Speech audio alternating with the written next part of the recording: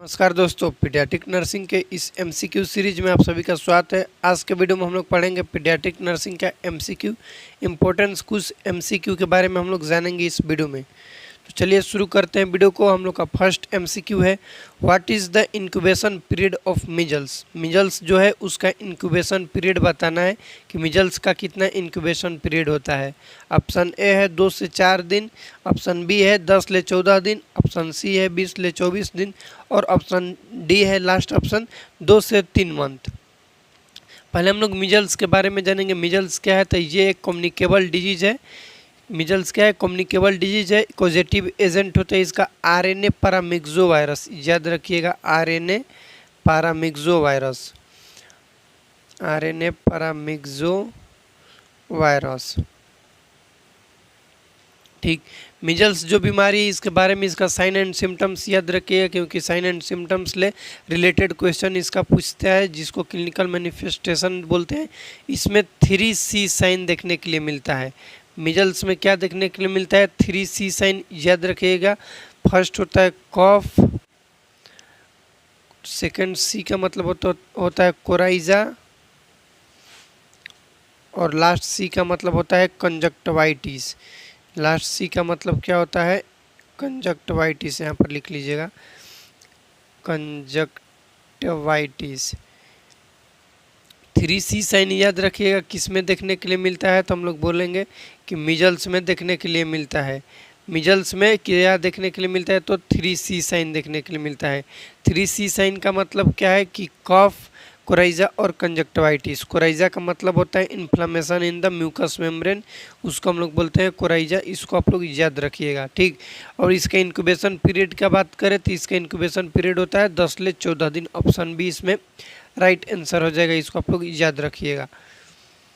Next हम लोग का क्वेश्चन है, the amount of vitamin A in the supplement solution given to children under the programme for prevention of nutritional anaemia.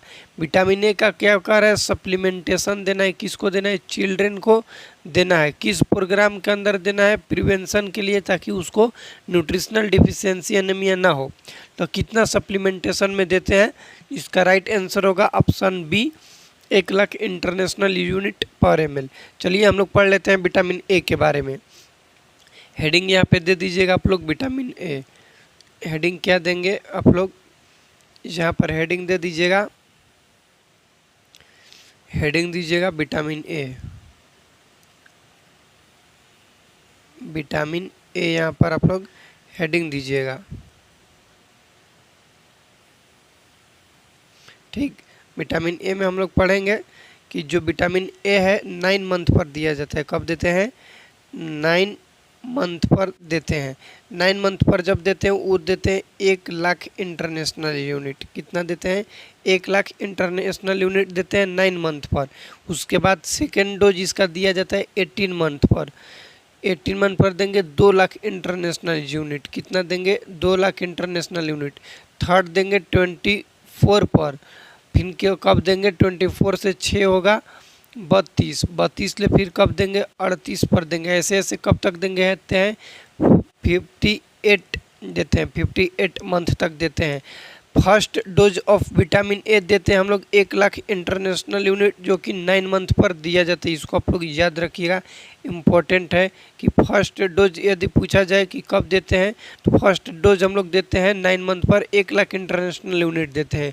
Second dose देते हैं 18 month पर। 18 month के second dose के बाद एवरी 6 मंथ पर दिया जाता है, 2 लाख इंटरनेशनल यूनिट दिया जाता है। तो टोटल बात करें, यहाँ पर लिख लीजिएगा आप, यहाँ पर कि टोटल कितना होगा, टोटल डोज कितना होगा, डोज, तो डोज हो जाएगा हम लोग का 17 लाख। 17 लाख हो जाएगा इंटरनेशनल यूनिट। IU का मतलब इंटरनेशनल यूनिट।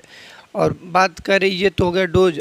कितना टाइम देते हैं, तो 9 टाइम्स देते हैं, 9 टाइम्स देते हैं। इसको आप लोग याद रखिए, क्योंकि ये सभी क्वेश्चन विटामिन ए से रिलेटेड पूछे जाते हैं। इसका राइट आंसर हम लोग का ऑप्शन बी हो जाएगा, इसको आप लोग याद रखिएगा। चलिए अब नेक्स्ट क्वेश्चन हम लोग जानेंगे, how many total TT, TT मतलब टेटनस टॉक्सॉइड, जो वैक्सीन का फुल फॉर्म है। टीटी का मतलब tetanus toxoid vaccine are administered to a pregnant mother. Pregnant mother को टेटनस टॉक्सॉइड का कितना वैक्सीन देना चाहिए? तो इसका ऑप्शन सही होगा बी, 2 देते हैं। फर्स्ट डोज जो होता है उसको लिखिएगा पहले। फर्स्ट डोज जो होता है, फर्स्ट डोज वो हम लोग देते हैं as soon as possible, as soon as pregnancy बोल सकते हैं। प्रेगनेंसी जैसे ही पता चला तब हम लोग क्या करते हैं, देते हैं फर्स्ट डोज। सेकेंड डोज की बात करें तो सेकेंड डोज दिया जाता है 4 वीक के बाद, 4 वीक सेकेंड डोज देते हैं 4 वीक, मतलब 1 मंथ के बाद दिया जाता है सेकेंड डोज। इसको आप लोग याद रखिएगा। इसका राइट आंसर ऑप्शन बी हो जाएगा टेटनस टॉक्सॉइड के बारे में। नेक्स्ट हम लोग का क्वेश्चन है, in which year was the BFI started? BFHI का मतलब क्या होता है? Baby friendly hospital initiative. इसका फुल फॉर्म पहले लिख लीजिएगा, क्या होता है फुल फॉर्म, लिखिएगा baby friendly hospital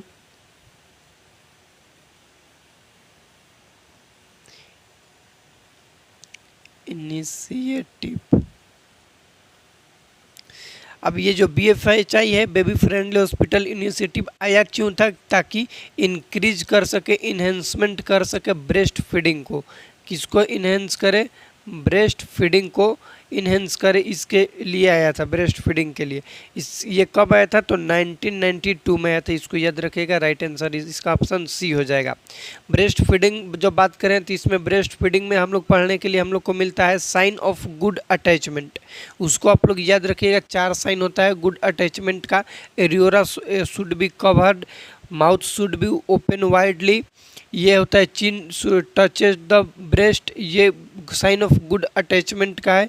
lower lip जो होता है वो इवर्टेड होना चाहिए या फिर आउटवर्ड होना चाहिए, ये साइन ऑफ गुड अटैचमेंट का है। ये भी क्वेश्चन पूछा जाता है कि कौन सा साइन ऑफ गुड अटैचमेंट का है। इसका राइट आंसर हम लोग का ऑप्शन सी हो जाएगा। नेक्स्ट क्वेश्चन है, symptoms of pathological jaundice in a newborn are. पहले हम लोग जानेंगे कि ये होता क्या है पैथोलॉजिकल जॉइंडिस। पैथोलॉजिकल जॉइंडिस होता क्या है? जॉइंडिस 2 टाइप्स के होते हैं, एक होता है फिजियोलॉजिकल और एक होता है पैथोलॉजिकल। इधर लिखिएगा फिजियोलॉजिकल और इधर लिखिएगा पैथोलॉजिकल। पैथोलॉजिकल फिजियोलॉजिकल होता है more than 24 hours, more than 24 hours यदि ब्लड में बिलिरुबिन बढ़ रहा है, जॉइंडिस देखने के लिए मिल रहा है, तो उसको हम लोग फिजियोलॉजिकल जॉइंडिस बोलते हैं। पैथोलॉजिकल बोलते हैं विद इन 24 आवर्स हो जाए, उसको हम लोग बोलते हैं पैथोलॉजिकल जॉइंडिस। पैथोलॉजिकल जॉइंडिस जो है इसका कारण हो सकता है RH इनकम्पटेबिलिटी। क्या हो सकता है? RH इनकम्पटेबिलिटी। RH इनकम्पटेबिलिटी क्या होता है कि मदर का ब्लड ग्रुप RH निगेटिव है, ठीक, और फिटस का ब्लड ग्रुप RH पॉजिटिव है। क्या है? RH पॉजिटिव है, तब उसमें देखने के लिए मिलेगा ड्यूरिंग में फिटो मेटरनल सर्कुलेशन RH इनकम्पटेबिलिटी देखने के लिए मिलता है, उसके दौरान हो सकता है मदर्स में ये। तो इसका ऑप्शन है हम लोग का कि total bilirubin level more than 15 mg/dl, ठीक है। टोटल था। अब नेक्स्ट है ऑप्शन बी में कि direct bilirubin level more than 2.0 mg/dl, भी ठीक है। Total bilirubin level increase at rate क्या है उसका 0.5 mg/h, ये भी ठीक है। मतलब कि ऑप्शन डी इसका राइट आंसर होगा। किसका? पैथोलॉजिकल जॉइंडिस में। पैथोलॉजिकल जॉइंडिस में टोटल बिलिरुबिन लेवल भी बढ़ता है, डायरेक्ट भी बढ़ता है, और बढ़ने का जो रेट है वो 0.5 mg/h होता है। इसको आप लोग याद रखिएगा। नेक्स्ट क्वेश्चन है, at what age does the height of the child become double? Height child का डबल कब होता है, ये क्वेश्चन पूछा जा रहा है कि चाइल्ड का हाइट डबल कब होता है। तो चलिए अब हाइट के बारे में हम लोग जान जाते हैं। जो हाइट है, हाइट बर्थ हाइट कितना होता है, तो 45 to 50 सेंटीमीटर होता है, ठीक। यदि हाइट बर्थ पर होता है, हाइट डबल कब होता है तो 4 साल पर डबल होता है, मतलब कि इसका राइट आंसर ऑप्शन सी हो जाएगा। ट्रिपल कब होता है तो 13 ईयर्स पर ट्रिपल होता है। हाइट सिर्फ ट्रिपल ही होता है, फोर्थ टाइम कभी नहीं होता है, इसको भी आप लोग याद रखिएगा। हाइट ट्रिपल कब होता है तो 13 ईयर्स पर ट्रिपल होता है, डबल कब हो जाता है तो 4 ईयर्स पर। तो इसका राइट आंसर ऑप्शन सी हो जाएगा। नेक्स्ट हम लोग का क्वेश्चन है कि when do temporary teeth begin to grow in a baby. Temporary teeth children में कब स्टार्ट होता है ये पूछा जा रहा है। तो टेम्पररी टीथ कब स्टार्ट होता है हम लोग जानते हैं कि 6 मंथ पर, तो बोलेंगे 6 to 8 मंथ पर स्टार्ट होता है। ऑप्शन ए इसका राइट आंसर हो जाएगा।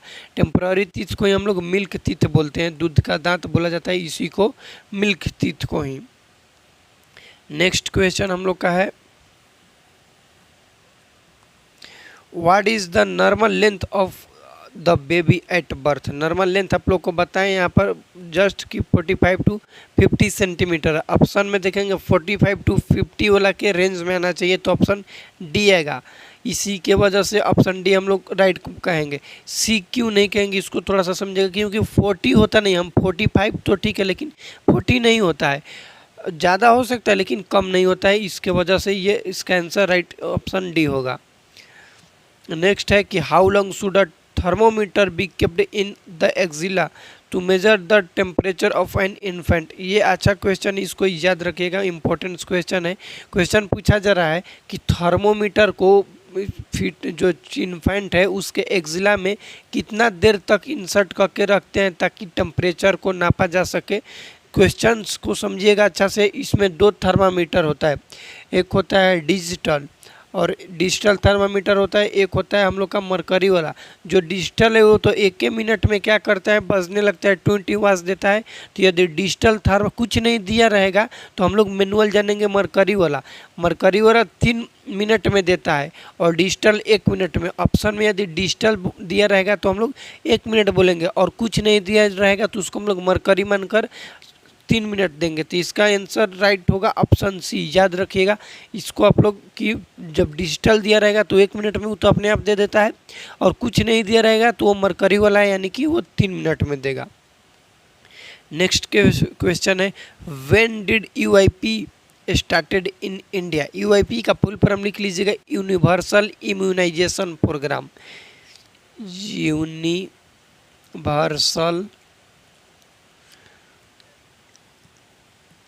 Immunisation programme, universal immunization programme. देखो जब यूआईपी आया था वर्ल्ड में तो वो आया था 78 में, इंडिया में आया था 85 में। याद रखना, यदि पूछेगा कि वर्ल्ड में कब आया था तो 78 में आया था और इंडिया में 1985 में आया था। इसका राइट आंसर ऑप्शन सी हो जाएगा। यूनिवर्सल इम्यूनाइजेशन प्रोग्राम 78 में आया था वर्ल्ड में, इंडिया में 85 में आया था। Next question, what is the dose of DPT vaccine. DPT का फुल फॉर्म होता है डिप्थेरिया पर्टुसिस टेटनस। ये जो है डिप्थेरिया पर्टुसिस टेटनस, इसका डोज पूछा जा रहा है तो 0.5 ml देते हैं। वाट्रस लिटरलिस मसल पर दिया जाता है, IM देते हैं। इसको आप लोग याद रखिएगा डीपीटी के बारे में, ठीक। नेक्स्ट हम लोग का क्वेश्चन है the baby weight triple. Baby का वेट ट्रिपल कब होता है तो पहले जानेंगे कि नॉर्मल वेट कितना होता है, तो होता है 2.5 to 3.5 kg, ठीक। नॉर्मल है। वेट डबल होता है 5 to 6 मंथ पर वेट डबल होता है। ट्रिपल होता है हम लोग का वेट 12 मंथ पर, यानी कि 1 ईयर्स पर डबल होता है, ट्रिपल होता है। तो इसका राइट आंसर क्या होगा, ऑप्शन डी। 12 मंथ पर बेबी का वेट क्या होता है, ट्रिपल्स होता है। इसको आप लोग याद रखिएगा। नेक्स्ट क्वेश्चन है how many symptoms are examined in Apgar score. Apgar score में कितने सिम्टम्स होते हैं तो लिखेंगे APGAR। ए का मतलब होता है अपीयरेंस, पी का मतलब पल्स, जी का मतलब ग्राइमेस, ए का मतलब एक्टिविटी और आर का मतलब होता है respiratory effort. Respiratory rate Apgar score में नहीं होता है, रेस्पिरेटरी एफर्ट होता है। तो 5 है ना इसमें, तो इसका राइट आंसर 5 हो जाएगा। इसको आप लोग याद रखिए। अपगार स्कोर गुड कब बोलते हैं, माइल्ड, मॉडरेट, सीवियर, इसको भी आप लोग याद रखिए क्योंकि वहाँ से क्वेश्चन पूछे जाते हैं एग्जाम में। नेक्स्ट है the normal respiratory rate of newborn. Normal respiratory rate newborn का कितना होता है तो 30 to 60 होता है per minute, breath per minute, ये नॉर्मल रेस्पिरेटरी रेट। यदि हार्ट रेट की बात करें तो 120 to 160 होता है, 160, इसको आप लोग याद रखिएगा, ये नॉर्मल हार्ट रेट है। इसको सीक्वेंस क्या होता है टेम्परेचर लेने का, न्यूबॉर्न में तो याद रखिएगा पहले रेस्पिरेशन लेते हैं, फिर पल्स लेते हैं, फिर टेम्परेचर लेते हैं, ये सीक्वेंस याद रखिएगा। TPR का उल्टा होता है, इसको आप लोग ऐसे भी याद कर सकते हैं। सीक्वेंस है ये वाइटल्स लेने का चिल्ड्रेन में। ठीक, नेक्स्ट हम लोग का क्वेश्चन है, क्वेश्चन यहीं तक था। इस वीडियो में इतना ही। वीडियो में कुछ भी डाउट होगा तो कमेंट कीजिएगा, इस वीडियो को अपने दोस्तों के साथ शेयर कीजिएगा। और हाँ, ऑन्कोलॉजी का कंप्लीट वन शॉट वीडियो देखना चाहते हैं तो चैनल पर जाकर या फिर चैनल के प्लेलिस्ट में जाकर आप लोग वीडियो देख सकते हैं।